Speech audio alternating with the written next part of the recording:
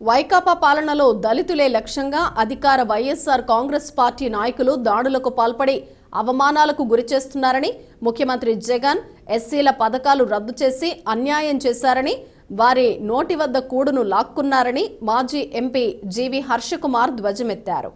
జాతీయ రహదారిపై వేమగిరి వద్ద ఆదివారం సాయంత్రం నిర్వహించిన దళిత సింహగర్జన బహిరంగ సభలో ప్రభుత్వంపై నిప్పులు చెరిగారు.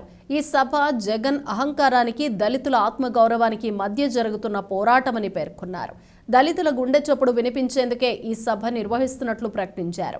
సీతానగరంలో ప్రసాద్ శిరోముండనం, కాకినాడలో వీధి సుబ్రహ్మణ్యాన్ని హత్య చేసి డోర్ డెలివరీ చేయటం, రంగంపేటలో బక్కి శ్రీను, శృంగవృక్షంలో నడిరపల్లి రాము హత్య వరకు అన్ని చోట్ల దళితులకు తీవ్ర అన్యాయం జరిగిందని, ఇప్పటికీ ఆయా కుటుంబాలకు చట్ట ప్రకారం అందాల్సిన ప్రయోజనాలు అందకపోగా నిందితులపై చర్యలు లేకపోవడం దారుణమన్నారు.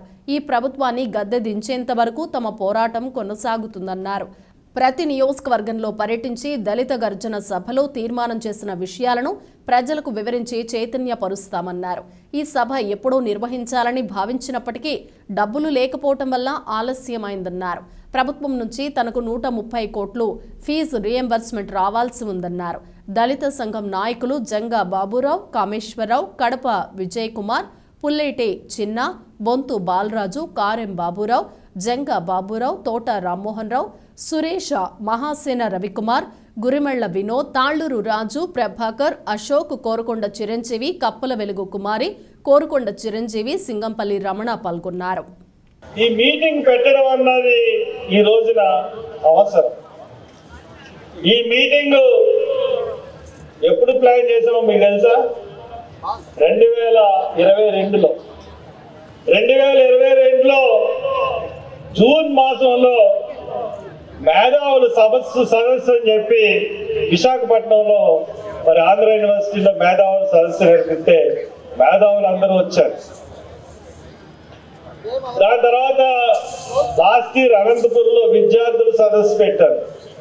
తర్వాత రాజమండ్రిలో సన్నాహక మీటింగ్ కూడా పెట్టించారు. ఇవన్నీ ఎందుకు పెడుతున్నాం? ఈ దళిత గర్జన ఎందుకు? నీకెందుకు మరి అసలు దళిత గర్జన ఎందుకు? దళితుల ఆత్మగౌరవం గురించి, దళితుల గుండె చప్పుడు వినిపించడానికి. ఈ రోజున దళితుల పథకాలు తీసేసిన, దళితుల్ని హత్యలు చేసి, అత్యాచారాలు చేసి బలి తీసుకుంటున్న ఒక్క దళిత నాయకుడు మాట్లాడలేని పరిస్థితి. మరి అప్పుడే ఎందుకు పెట్టలేదంటే నా దగ్గర డబ్బులు లేవు.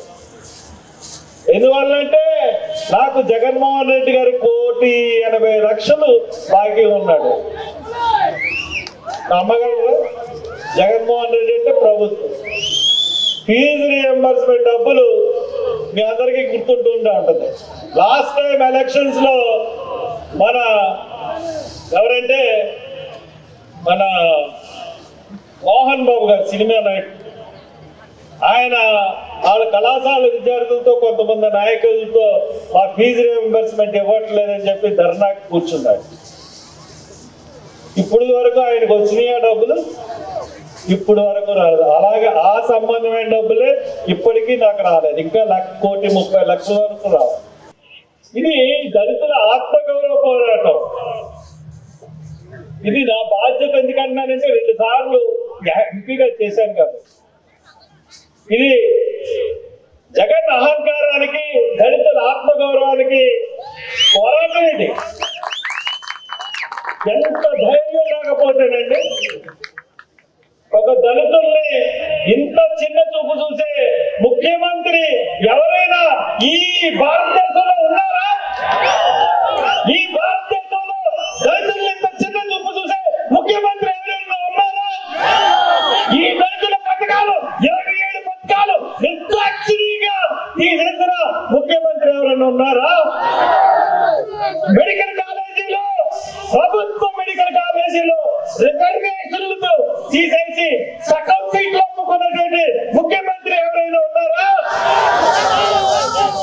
పీజీ విద్యార్థులకి మొత్తం భారతదేశం స్కాలర్షిప్లు ఇస్తా ఉంటుంటే పీజీ విద్యార్థులకి ఫీజు రీఎంబర్స్మెంట్, స్కాలర్షిప్స్ అన్ని వాళ్ళని నిత్యం చదువు లేకుండా చేసిన ముఖ్యమంత్రి భారతదేశంలో ఈయనొక్కడే.